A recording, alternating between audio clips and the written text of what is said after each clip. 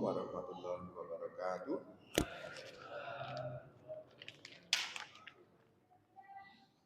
Alhamdulillahilladzi lam yaj'al 'abdan ghafira wa sallallahu ala sayyidina Muhammadin alladzi arsalahu ilan nasi kaffatan basyira wa nadhira wa ala ali Muhammadin wa sahbihi wa sallama tasliman katsira amma ba'd. Jemaah Ahlul Roja, hasanillah wa iyyakum. Sebelum kita kembali ke kisah Nabi Yusuf alaihi salam, sekarang kita ada di ujung bulan Rajab, berarti mau masuk bulan Sa'ban, bulan ke berapa? Bulan ke-8 ya. 7 Rajab, di Sa'ban itu 8. Di antara hal yang ingin kita sampaikan, besok kita malam 30, kemudian setelah ini 1 Sa'ban. Di antara hal yang ingin kita sampaikan terkait dengan bulan Sa'ban, yang pertama adalah Rasulullah SAW paling memperbanyak puasa sunnah itu adalah di bulan Sa'ban. Jadi walaupun ada hadis yang mengatakan puasa terbaik setelah Ramadan adalah puasa di bulan Muharram, tapi prakteknya Rasul lebih sering puasa sunnah di bulan Sa'ban. Dan beliau menjelaskan alasannya. Alasannya adalah karena di bulan Sa'ban amal-amal itu diangkat kepada Allah Subhanahu wa Ta'ala, dinaikkan ke atas. Jadi para ulama mengatakan berdasarkan hadis-hadis sahih, amal diangkat kepada Allah itu ada 3 tahapan. Yang pertama adalah amal diangkat harian, itu setiap pagi dan petang. Makanya ada sholat subuh dan sholat asar, ada zikir pagi dan zikir petang, supaya ketika amal diangkat jenengan pas berbuat baik. Kemudian ada amal pekanan atau mingguan, itu setiap Senin dan Kamis. Makanya Rasul poso kan, setiap Senin dan Kamis. Kemudian tahunan, setahun sekali itu diangkat pas bulan Sa'ban. Jadi beliau memperbanyak puasa sunnah di bulan Sa'ban dan mengatakan bahwa di bulan Sa'ban ini amal diangkat kepada Allah.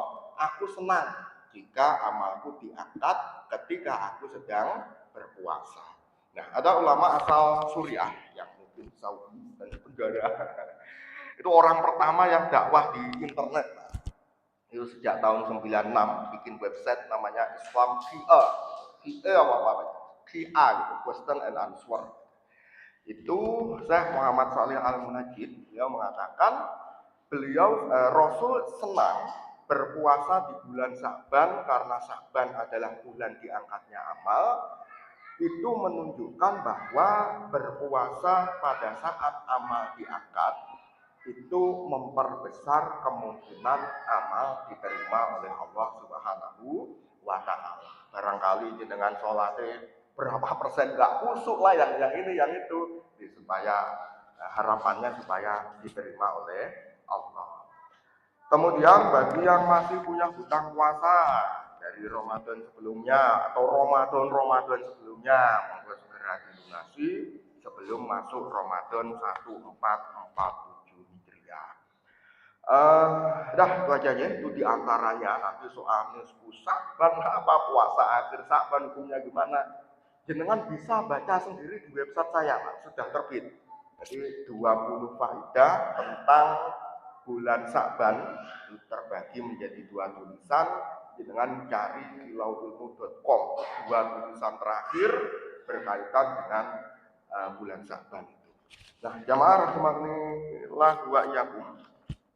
Di kesempatan kita yang sebelumnya, pertemuan ke-7 tafsir surat Yusuf atau kisah Nabi Yusuf alaihi salam, kita ceritakan bahwa ketika Yusuf dewasa, ketika masih tinggal di rumah bapak dan ibu angkatnya, yaitu Kifir dan Zulaikha, lama-lama Yusuf menjadi ganteng dan disukai oleh ibu angkatnya, yaitu Zulaikha. Zulaikha ngajak berbuat yang gak bener, Yusuf mengucapkan 3 kalimat yang diucapkan dalam bahasa Mesir. Tapi di Quran dikutip dengan bahasa Arabnya, yaitu ma'adallah innahu rabbi ahsana matwai innahu la yuflihud dzalimun. Aku berlindung kepada Allah. Sesungguhnya Tuanku yaitu Kifir telah memperlakukanku dengan baik. Sesungguhnya orang-orang yang dolim tidak akan beruntung. Mengingatkan 3 hal ya. Yang pertama, kalau kita sedang digoda untuk melakukan maksiat dalam bentuk mengerjakan yang haram atau ingin tidak mengerjakan yang wajib, itu disyariatkan mohon perlindungan kepada Allah. Jangan sampai jatuh dalam maksiat dengan ma'adallah, na'udzubillah min dzalik atau redaksi yang lain. Kemudian Yusuf mengatakan sesungguhnya Tuanku sekaligus suamimu wahai Zulaikha yaitu Kifir telah memperlakukanku dengan baik. Jadi jangan sampai aku diperlakukan dengan baik membalas dengan menikung. itu tidak tahu berterima kasih. Kemudian sesungguhnya orang-orang yang zalim tidak akan beruntung walaupun nggak ketahuan, walaupun hukuman dari Allah tidak terasa langsung, tapi intinya tetap akan dialami hukuman bagi orang-orang yang zalim jika tidak bertaubat. Bukan hanya mohon perlindungan kepada Allah dari maksiat, Yusuf alaihissalam menerapkan doa itu dengan tindakan, yaitu lari ke arah pintu. Nah, ini menunjukkan bahwa tidak semua persoalan itu diselesaikan. Ada persoalan sing jenengan tinggal melayu, jenengan tinggal ngalih, diarani mutung, diarani wedi terserah. Tapi ada persoalan-persoalan yang tidak diselesaikan tapi ditinggal. Misalnya, jenengan pernah nggak lihat ada orang gila di pinggir jalan berdiri melemparkan apapun ke tengah jalan? Kadang kena muka itu Pak. Mosok jenengan jak diskusi, jenengan jak dulu apa ditinggal saja. Jadi ada persoalan yang kita tinggal saja. Ketika lari ke arah pintu itu dikejar Zulaikha dari belakang, Zulaikha menggandoli bajunya Yusuf dari belakang sampai sobek. Pas sampai pintu, ternyata di depan pintu ada Kifir, yaitu suaminya Zulaikha. Zulaikha yang awalnya mengajak berbuat maksiat itu berbalik menjadi menuduh Nabi Yusuf sebagai orang yang ngajak perbuatan yang tidak baik, alias tampil sebagai korban atau playing victim.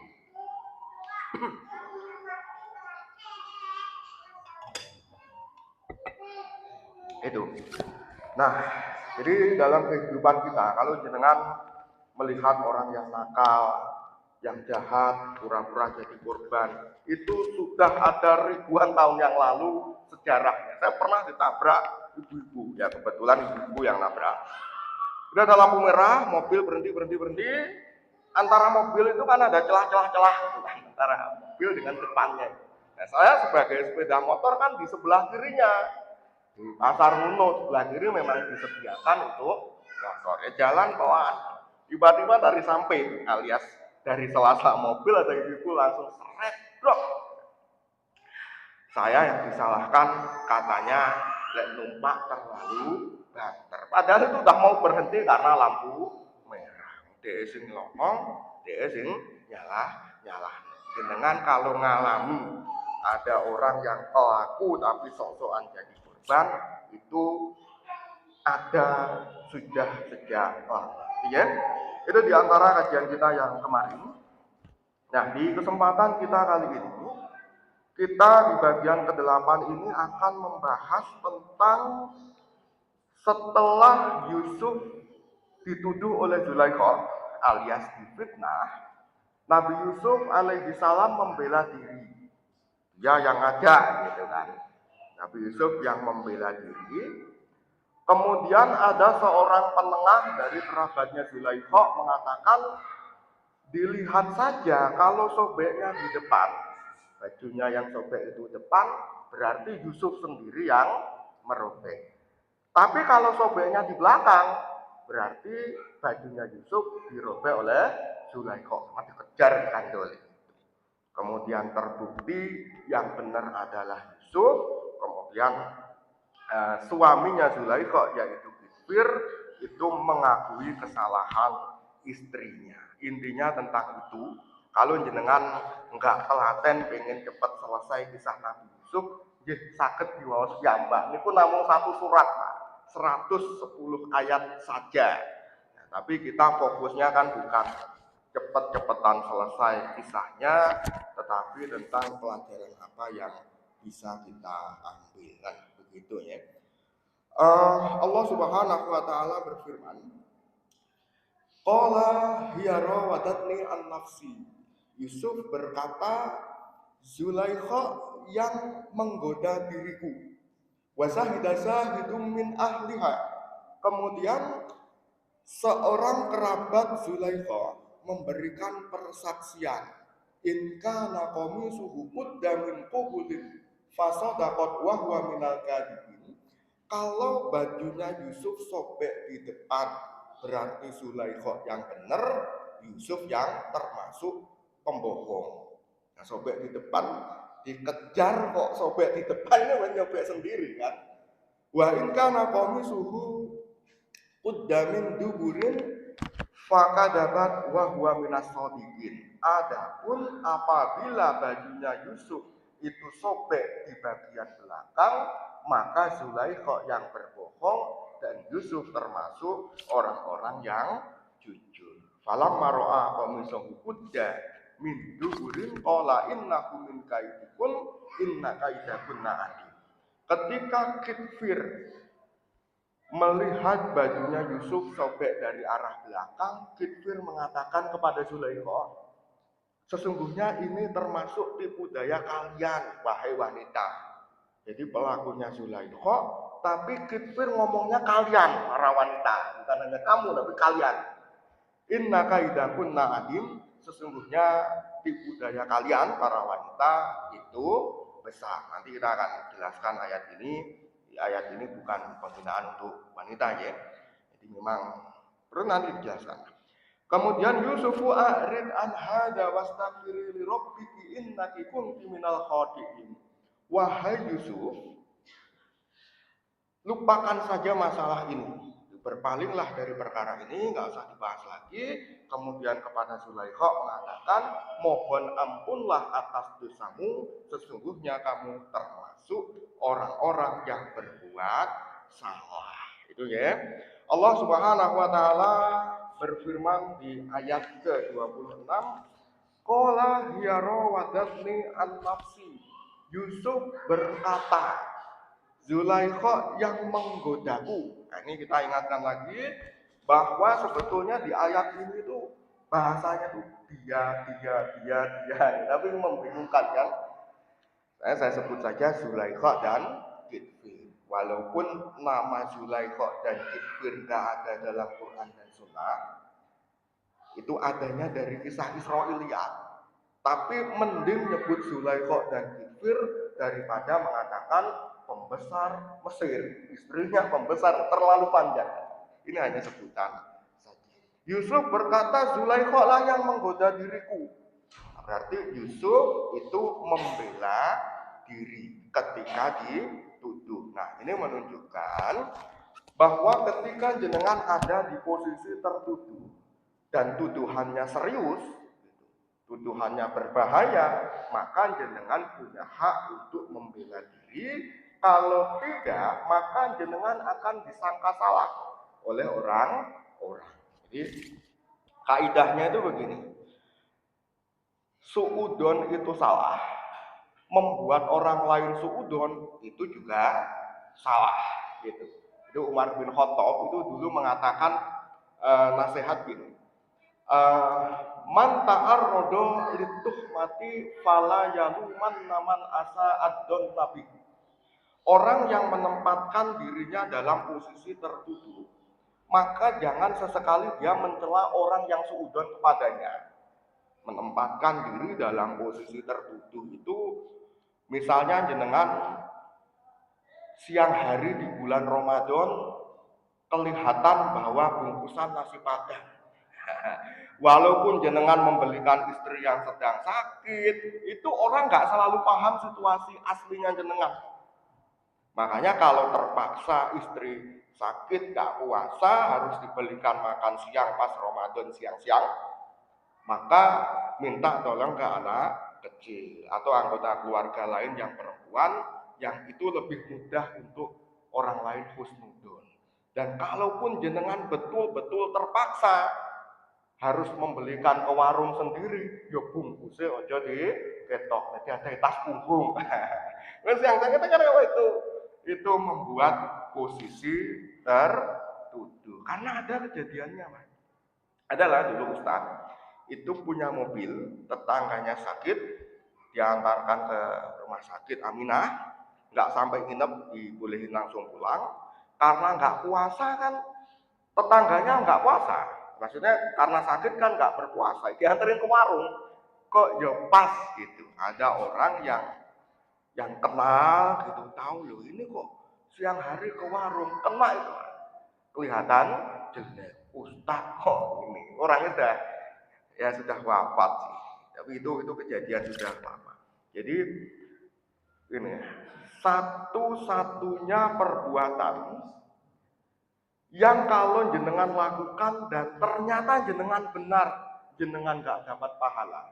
Kalau ternyata salah, jenengan berdosa, itu adalah suudon. Ya kan? Jenengan ngira wah iki wong arep nyolong. Tibake nyolong tenan, jenengan gak oleh pahala. Tapi kalau jenengan nuduh ternyata keliru, jenengan berdosa. Jadi hukum asal suudon itu buruk, gitu. Tapi membuat orang lain suudon itu juga sebuah keburukan. Makanya kalau kita mendapatkan satu tuduhan serius, maka gunakan hak untuk membela diri seperti yang dilakukan oleh Nabi Yusuf. Biarpun semua orang tahu Yusuf orang baik, tapi kalau dituduh di majelis kok diam, itu seperti mengatakan mengaku gitu kan. Harus membela diri. Ini Yusuf membela diri, kemudian ada penengah dari keluarganya Zulaikha. Itu disebutkan wasah hidasah hidum min ahliha. Datanglah atau bersaksilah seorang penyaksi dari kerabatnya Zulaikha. Ada yang mengatakan ini adalah seorang bayi kerabatnya Zulaikha, ada yang mengatakan saudara sepupu dan sebagainya. Tidak ada hadis yang sahih untuk menunjukkannya. Intinya adalah kerabatnya Zulaikha ada yang memberikan pernyataan atau kesaksian, dan para ulama mengatakan bahwa salah satu persaksian yang paling kuat adalah persaksian orang dalam. Persaksian orang dalam. Kesaksian dari dalam itu sangat kuat karena orangnya paham betul dengan apa yang terjadi di dalam. Kalau misalkan saya sering bertamu ke rumah jenengan, saya bisa cerita jendelanya berapa, kamarnya berapa, dan seterusnya. Tapi jenengan sebagai pemilik rumah atau orang dalam asli dari rumah itu, kalau cerita kan pasti lebih akurat.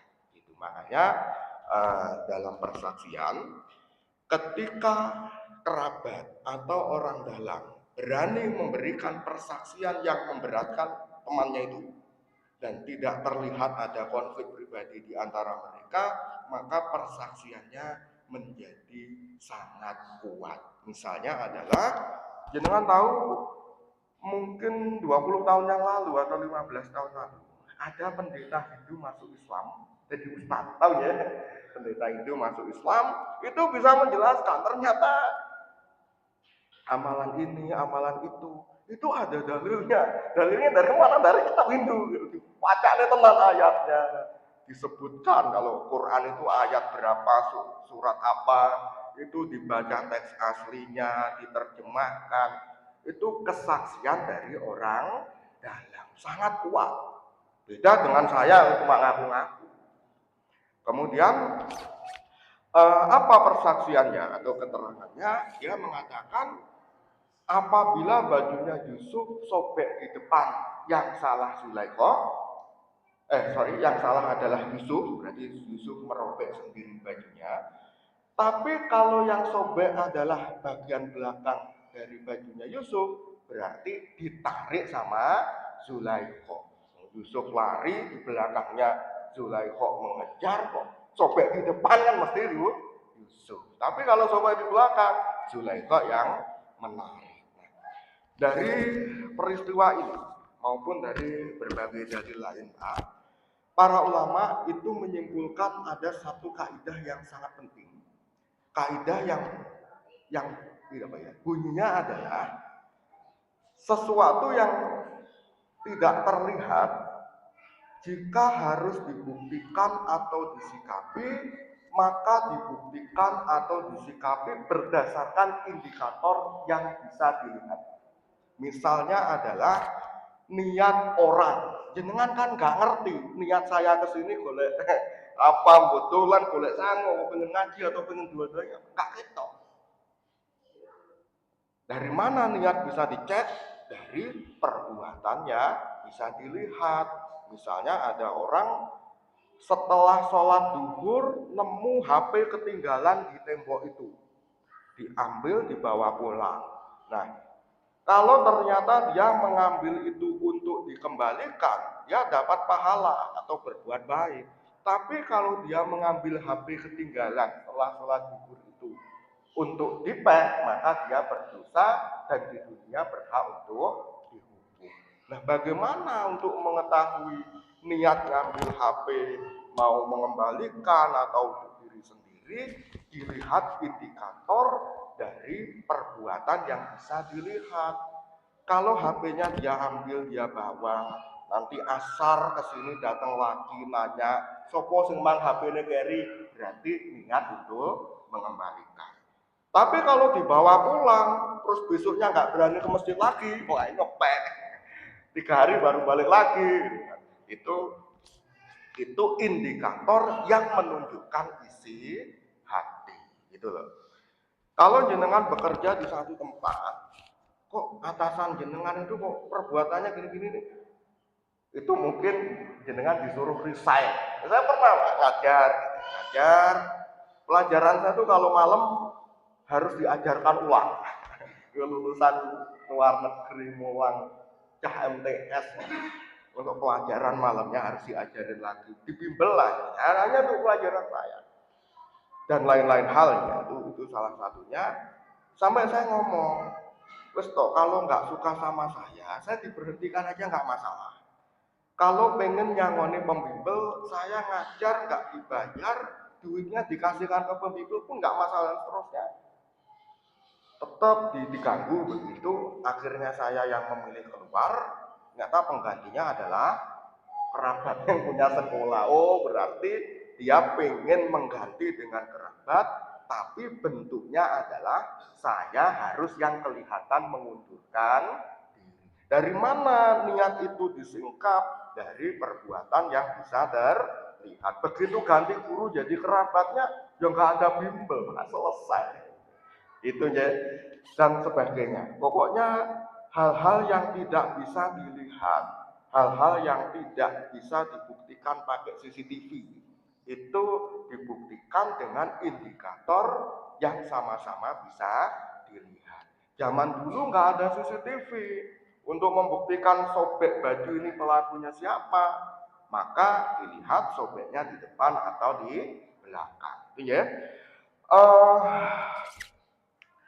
Kemudian hal ini juga menunjukkan bahwa dalam mengatasi masalah-masalah yang rumit, masalah-masalah yang nggak ada bukti dan nggak ada saksi, sebetulnya ada bukti sih, sidik jari, Pak. Tapi dia kan di urung sakit kan untuk melihat sidik jarinya siapa. Nah, itu perlu kecerdasan. Saya pernah cerita ketika 10 kakaknya Yusuf, dulu ketika Yusuf masih kecil ya, 10 kakaknya Yusuf malam pulang sambil nangis bawa bajunya Yusuf, katanya Yusuf dimakan serigala, tapi bajunya kok utuh, bajunya berlumuran darah, tapi kok nggak sobek. Mana ada orang yang habis dibantai bajunya masih utuh, kecantol kawan suwe. Oh, bajunya utuh. Nah, menunjukkan mereka berbohong. Ya. Falam maro'a qamisahu qudda min duburin. Ketika Kitfir melihat ternyata bajunya Yusuf itu sobek dari bagian belakang, Kitfir tahu yang salah Zulaikha. Qala innahu min kaidikun. Kitfir mengatakan ini termasuk tipu daya kalian para wanita. Sesungguhnya tipu daya kalian itu besar. Kitfir menggunakan redaksi kalian. Kalian itu para wanita. Allah mengutip omongannya Kitfir tanpa menyalahkan. Berarti yang diomongkan oleh Kitfir itu adalah sesuatu yang benar. Bahwa kecenderungan dosa wanita itu diantaranya berasal dari tipu muslihat atau ngakali. Nah, kalau laki-laki dari arah mana? Saya harus berimbang gitu.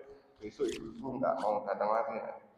Jadi kalau laki-laki itu arah dosanya banyak yang berasal dari sikap arogansi atau menangan. Karena laki-laki secara fisik lebih kuat, maka mengandalkan sikap menangan itu lebih diutamakan. Misalnya contoh menangan itu Qabil membunuh Habil, 10 kakak buang Yusuf. Itu kan nggak ngakali, Pak. Pakai fisik dijerek gitu. Itu karena wanita secara fisik lebih lemah, maka menggunakan tipu daya atau ngakal. Nah, ketika kita tahu bahwa laki-laki itu lebih ke arogan dan wanita itu lebih ke tipu daya, maka mari kita berusaha untuk menggunakan kecenderungan masing-masing, ya, berusaha untuk menggunakannya buat perjuangan. Dengan yang laki-laki arogan, kuatnya lebih kuat banget, digunakan untuk amar ma'ruf dan nahi munkar. Ibu yang tipu dayanya lebih kuat, tipu daya dalam tanda kutip ya, dipakai untuk ngobrol dengan tetangga, diajak pengajian dan sebagainya dan seterusnya.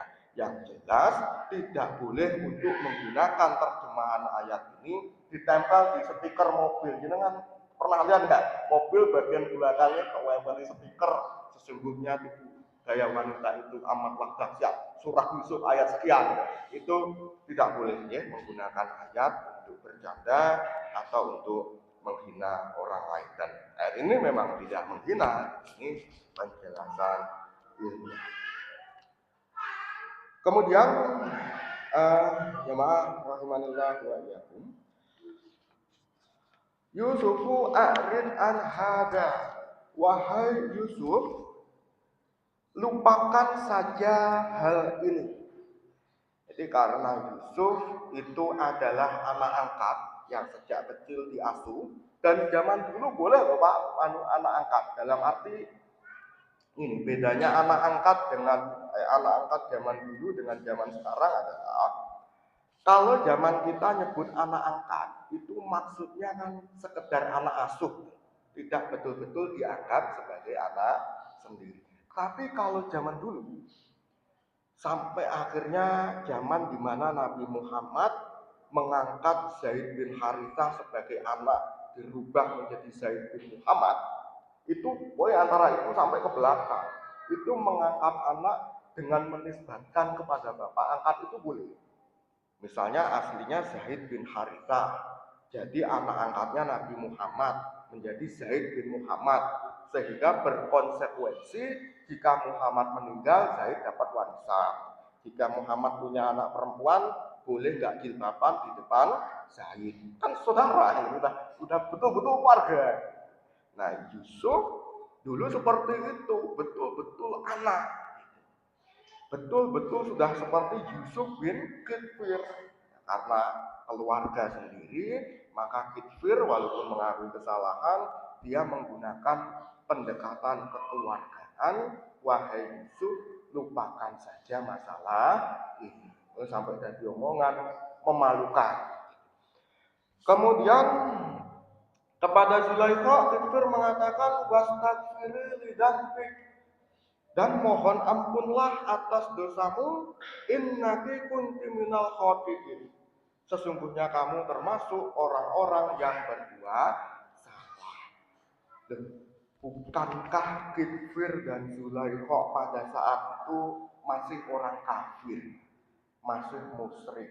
Kenapa Kifir menggunakan redaksi wastaghfiri, istighfarlah atau mohon ampunlah atas dosamu? Kenapa orang musyrik bisa kenal istighfar?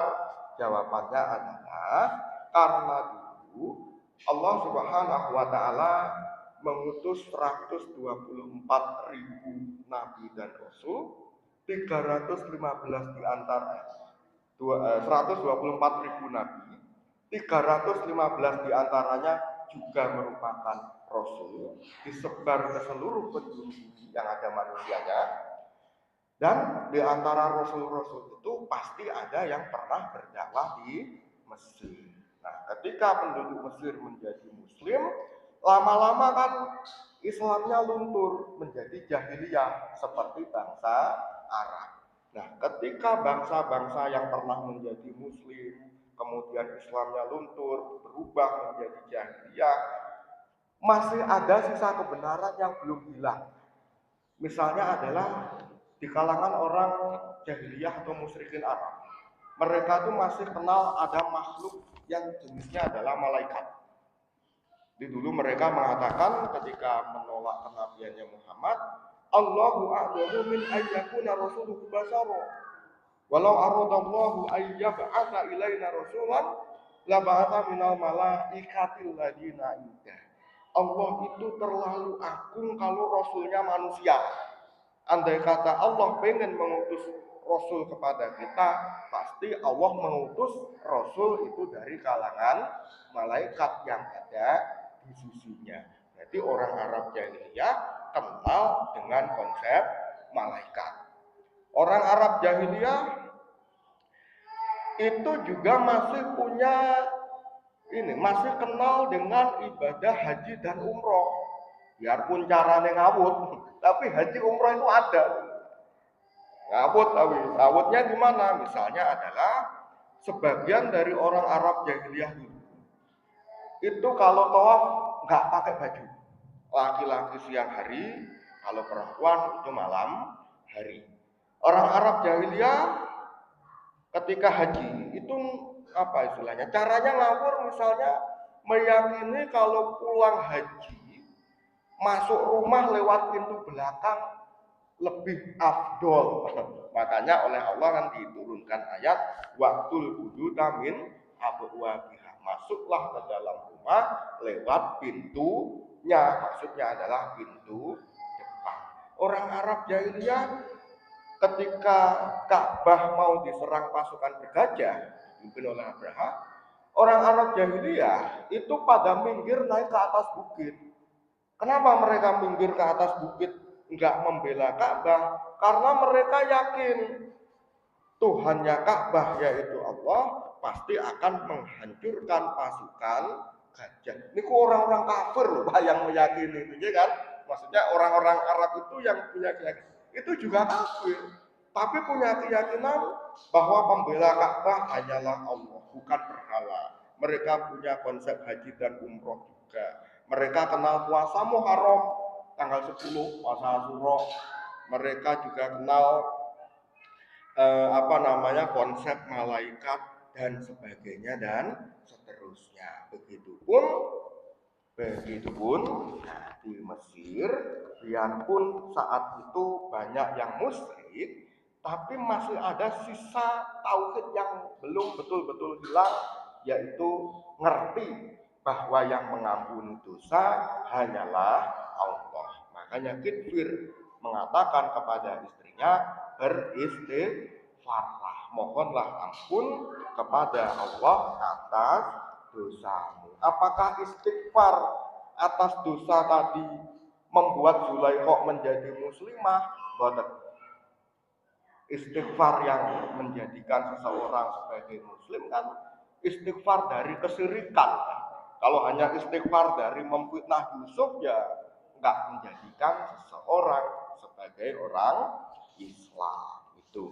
Nah, di sini kita melihat bahwa meskipun Kitfir masih keliru, karena harusnya kan Zulaikha dihukum, kejahatannya parah gitu kan, ngejak anak angkat, berbuat yang enggak, harusnya dihukum, tapi mending kan setidaknya sudah mengakui kalau Yusuf benar dan Kitfir itu Zulaikha yang salah, dan itu berat kan. Jenengan roh bojone jenengan tukaran karo wong ning pasar. Jenengan ngerti lek bojone jenengan sing kleru. Belani sapa ae. Itu berat belani orang lain ketika kita tahu yang salah adalah teman kita atau keluarga kita, itu betul-betul sangat berat. Jadi kalau hari ini mungkin jenengan rodok kudu-kudu anak mantan menteri dari ormas sebelah, anak KPK, lah nek sesuk gentenan menteri dari kita yang kena KPK, jenengan siap nggak story WA mengakui bahwa itu salah? Harus iya, nggak boleh terus-terusan membela teman ketika kita tahu bahwa teman, tetangga atau keluarga kita yang salah. Itu termasuk kalau jenengan biasa mengikuti ulama, ustadz, yai atau satu kitab atau guru, kalau ternyata ada satu hal khusus dalam hal ini guru kita salah, kita pun juga harus mengakui bahwa itu adalah perbuatan yang salah. Itu ya. Itu diantara kajian kita. Itulah kajian kita di kesempatan kita malam hari ini. Ada waktu 8 menit. Kita gunakan untuk review dan persiapan wudhu dan sebagainya. Kajian kita pada malam hari ini membahas tentang Yusuf membela diri dari fitnah yang dilontarkan oleh Zulaikha. Kemudian ada namanya penengah dari keluarganya Zulaikha. Penengah itu memberikan keterangan yang justru memberatkan Zulaikha. Allah Subhanahu wa taala berfirman, "Ya ayyuhalladzina amanu kunu qawwamina bil qisti syuhada'a lillah."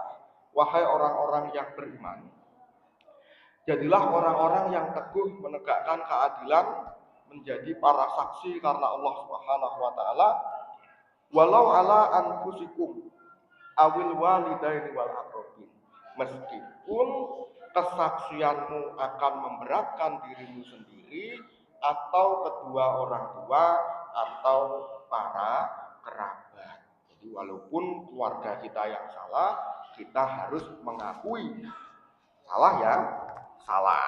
Allah melanjutkan, jika kerabatmu itu kaya atau miskin, Allah lebih tahu mana yang lebih maslahat untuk mereka. Maksudnya adalah kadang kita itu ini, ketika punya keluarga atau teman yang kita tahu dia salah dan dia kaya, mau menyalahkan nggak berani, takut besok-besok butuh. Itu nggak boleh untuk menahan kesaksian yang benar. Atau kadang kita tahu kerabat, teman atau tetangga ini salah dan dia miskin, gak tego. Nah, itu juga tidak boleh membuat kita menahan persaksian yang benar. Tetap memberikan keterangan yang benar walaupun memberatkan diri kita, keluarga, termasuk orang tua. Ya, terima kasih telah hadir, telah menyimak. Subhanakallahumma wa bihamdik, asyhadu an la ilaha illa anta, astaghfiruka wa atubu ilaik. Wassalamualaikum warahmatullahi wabarakatuh.